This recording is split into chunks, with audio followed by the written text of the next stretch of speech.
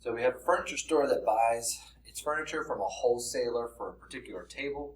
The store usually charges its cost from the wholesaler plus 75%. During the sale, the store charged the cost from the wholesaler plus 15%.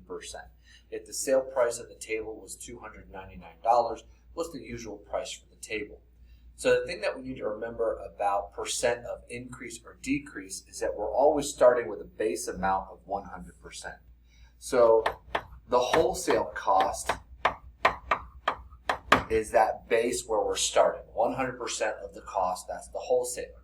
And then the furniture store is going to mark it up by 75%. So we're going to be increasing that 100% to 175% of the cost in order to find what the usual price is. So we'll call that usual price, which is what we're trying to identify, the usual price. Now, when they're doing a sale, in order to get a sale price, instead of a 175 or 75% markup, instead they're doing a 15% markup.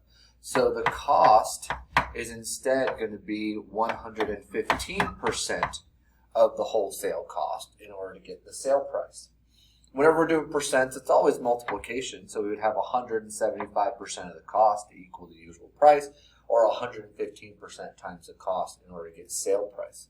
Now, because we're dealing with percents, we do need to change those into decimals. So let's go ahead and rewrite these.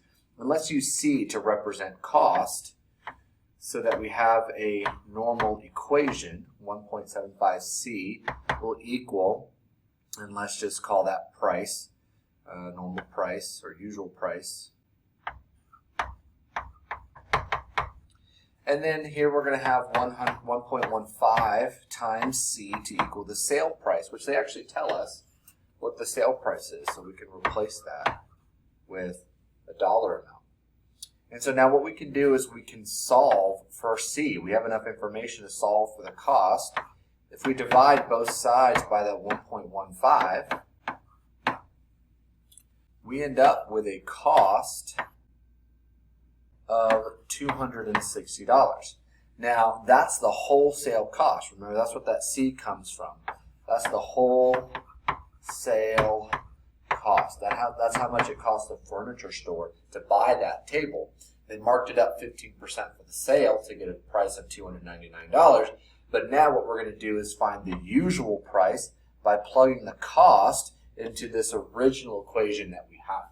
So let's rewrite that over here. We've got 1.75, that's the 75% markup, times the wholesale cost of $260. And that's going to give us that usual price of the table. So we go ahead and do that multiplication. And that's how we get that value of $455 for our usual price of the table.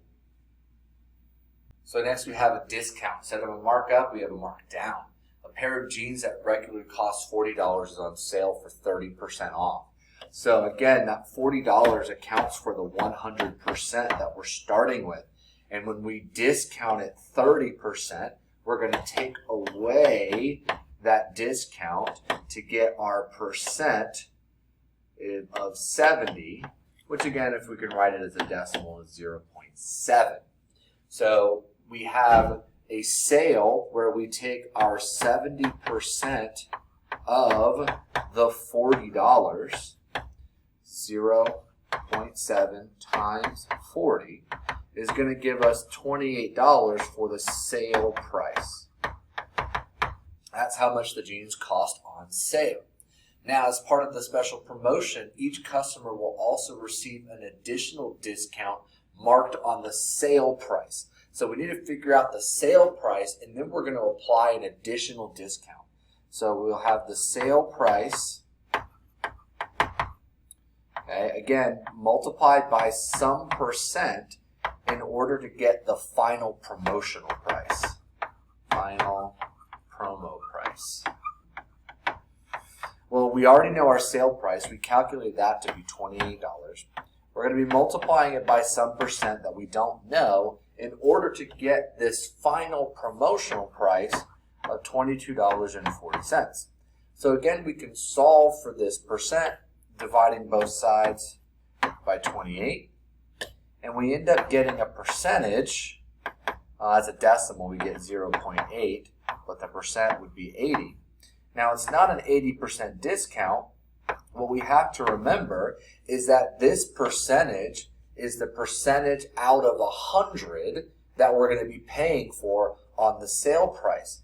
Just as if we took the subtracted 30 to get 70, and that's the value that we used in our formula, we have to think, well, what would we subtract from 100 in order to get to 80? Well, that means we have to have a 20% discount in order for our percent to be 80.